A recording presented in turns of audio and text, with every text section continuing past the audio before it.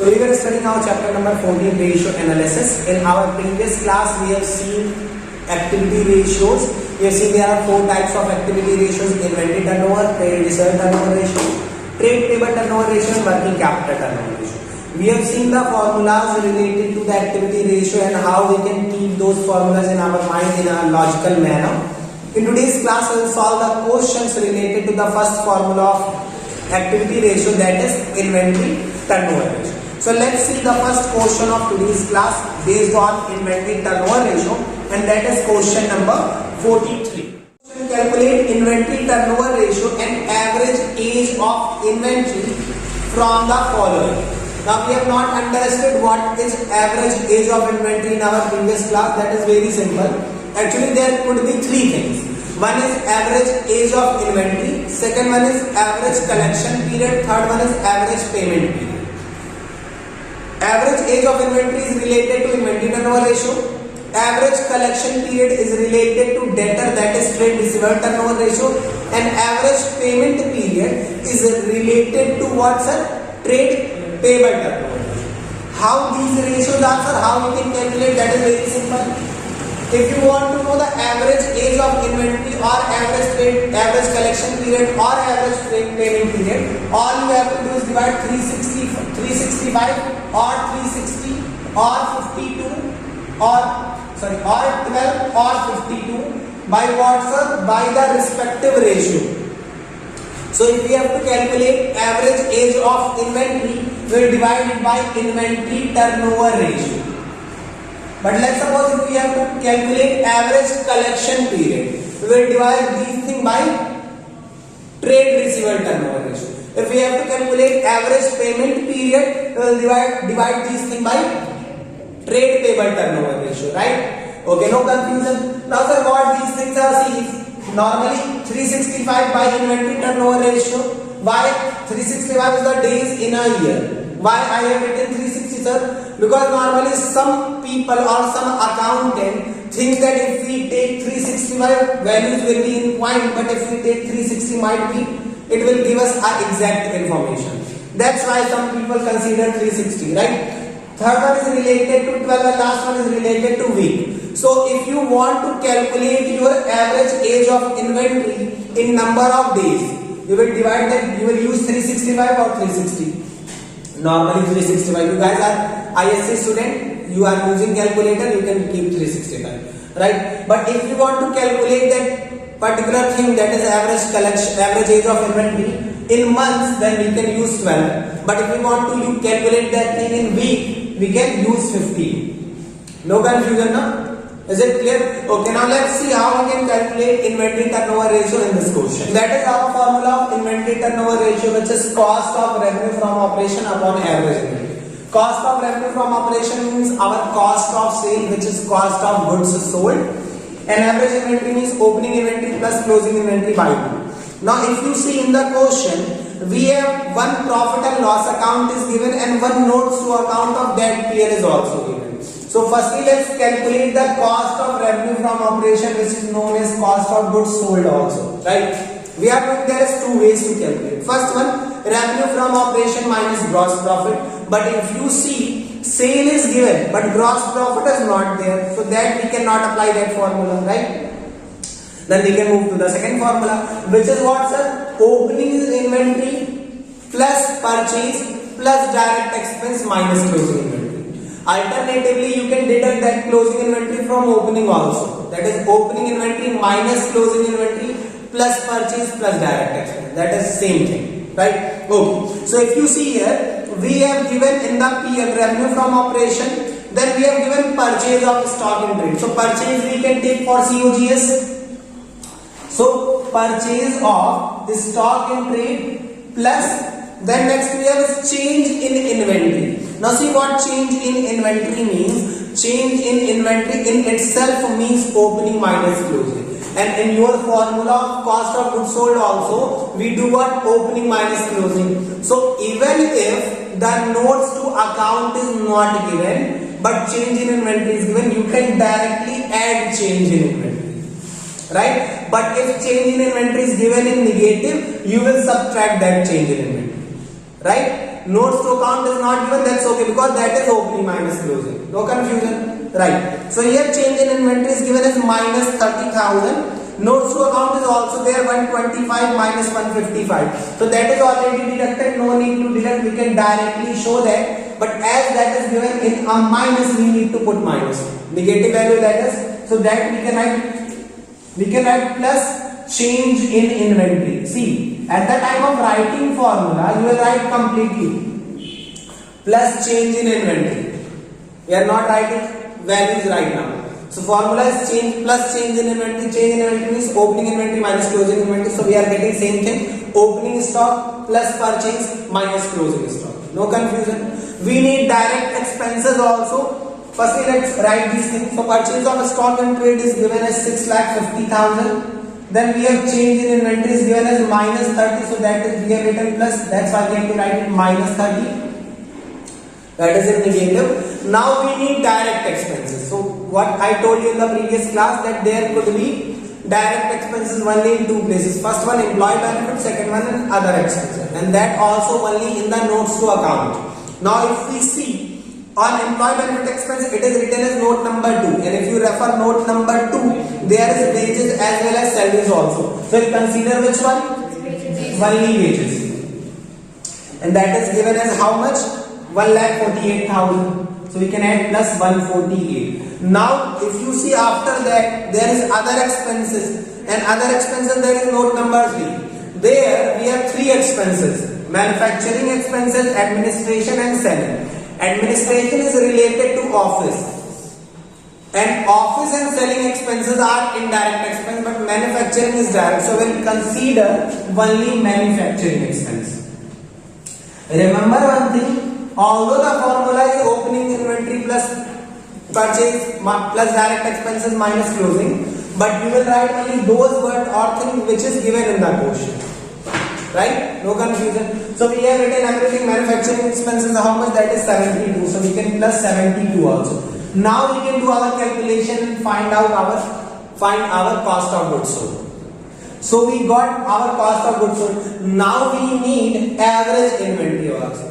Now but for average inventory, change in inventory will not be sufficient, because you need to do the calculation to find the opening inventory plus closing inventory by 2, and that you cannot do with change in inventory. So for that we needed opening and closing separately, and in notes to account, opening and closing is given as separately. Opening is given as 1,25,000 plus closing is given as 155 divided by 2. So we can add these things.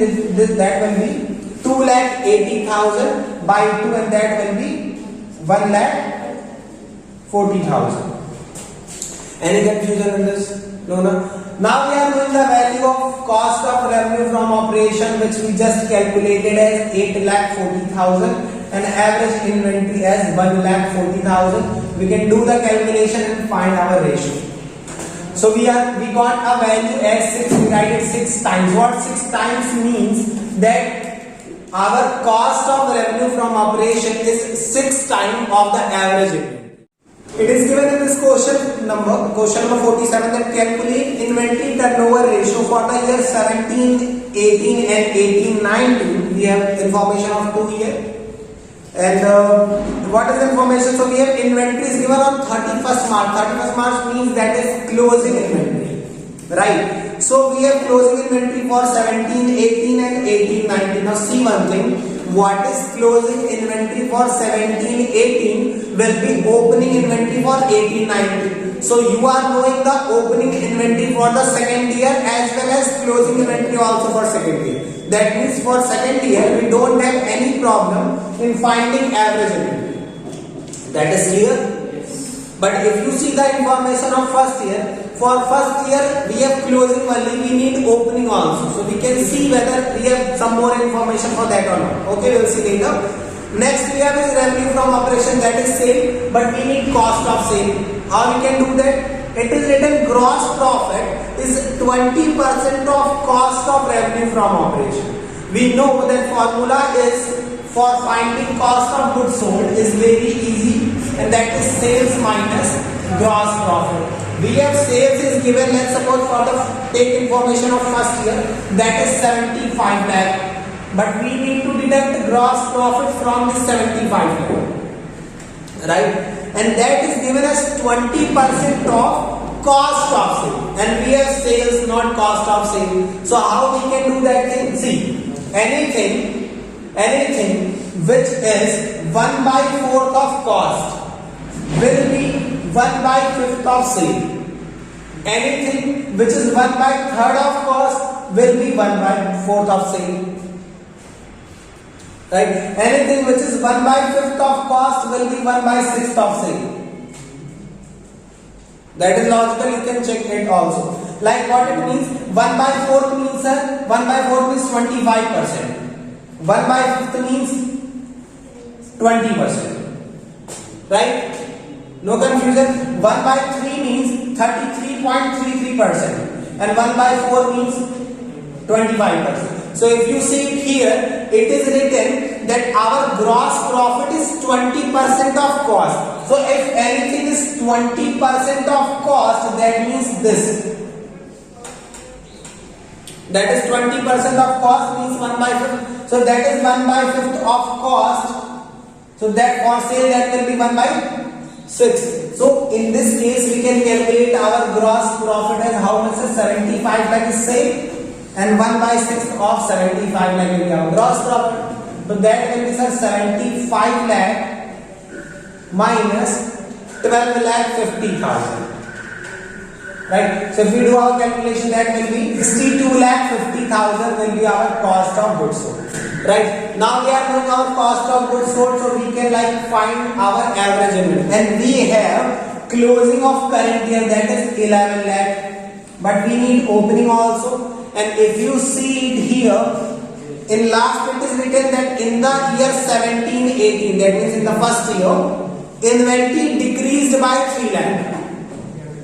Means whatever the opening was, it decreased by 3 lakh, then we got 11.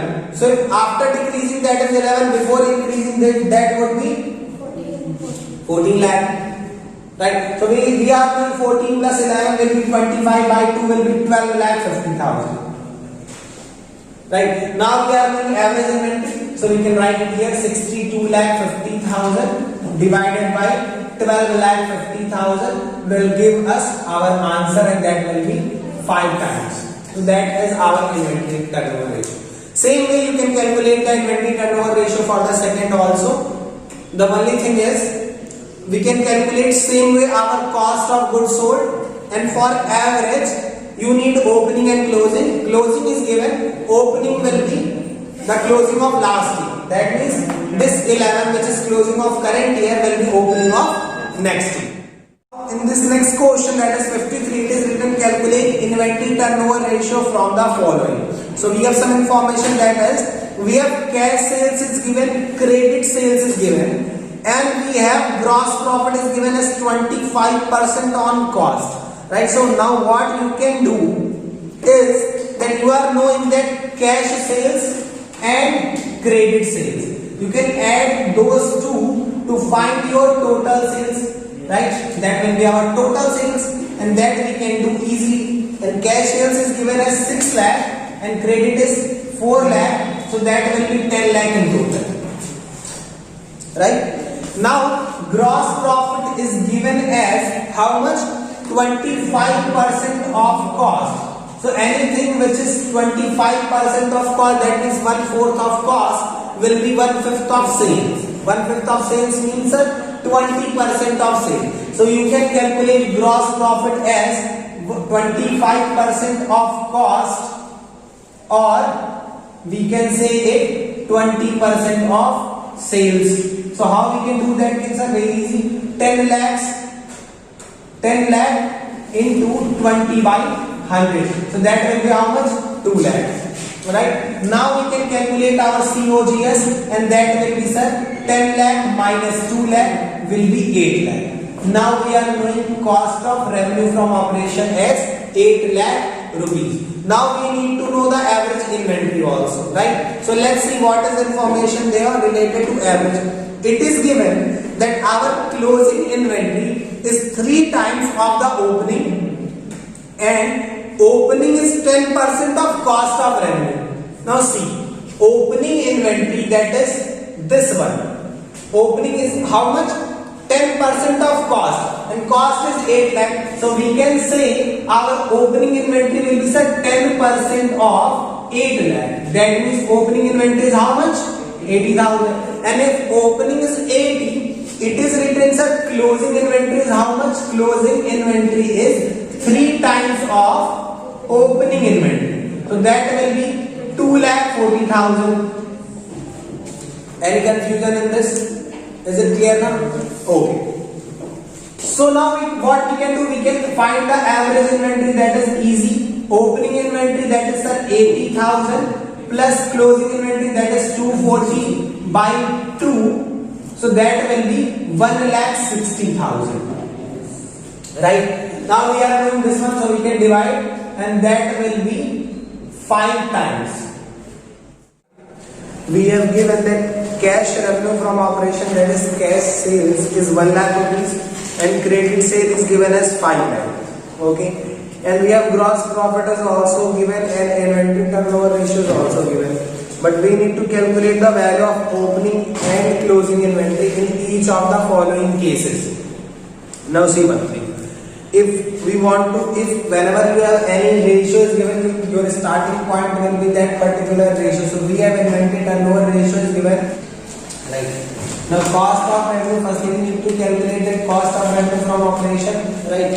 So what we can do, that is sales minus gross profit, and we have sales is given in the quotient. We have cash sales is given as 1 lakh plus credit sale is given as 5 lakh minus gross profit is 1,20,000. So that will be 6 lakh minus 120, and this will be 4,80,000. Now we are in cost of goods sold, so we can do one thing. Inventory turnover ratio is given in the quotient as 4 times. So you can write 4 here. Inventory turnover cost of revenue is 480 by average inventory. This much we can do, right? Now we can do what? We can transfer this. If it will be average inventory will be 4,80,000 divided by 4, so that will be 120. Now we are knowing the average inventory, right? Now see, we are knowing that the formula of average inventory is opening inventory plus closing inventory by 2 equals to 120. So we can do one thing. Opening inventory plus closing inventory equals to 240. This much we can do, right? Now we can try to find the value of opening and closing in each case.